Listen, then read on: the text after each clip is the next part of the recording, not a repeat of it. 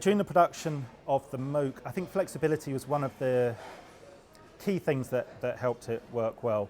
I think we were all aware, I was aware that the LTS team were working on different MOOCs, were doing lots of other different projects at the same time, and they knew that this had been kind of crammed into my workload, that I hadn't been given an initial allocation, it hadn't been featured in my year, I was kind of doing it on top of everything else.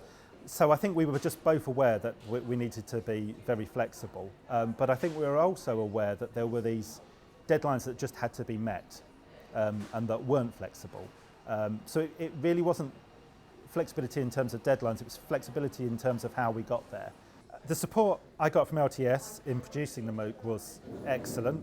It felt to me like I was getting kind of more support for the MOOC than we often do for formal courses, particularly kind of support per hour. If you work out how many hours are in a formal course and how many hours in the MOOC, we were getting a lot more. But there was something about the model and the way of working.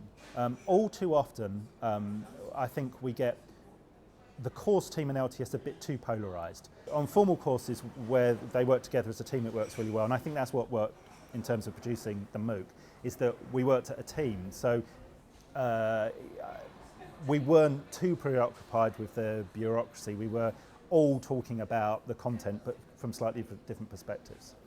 Why was the experience the way it was? I think I've got several answers to that. I'm going to start with the slightly cynical psychological one, which I think is if you put anybody under pressure with deadlines, some of that kind of base psychology in terms of them and us and in-group and out-group often springs up. And you get people at their own throats even there's no reason to. One of the reasons I think that we initially bonded so well is that we had an external them. There was the us making the course, and then was the them of FutureLearn.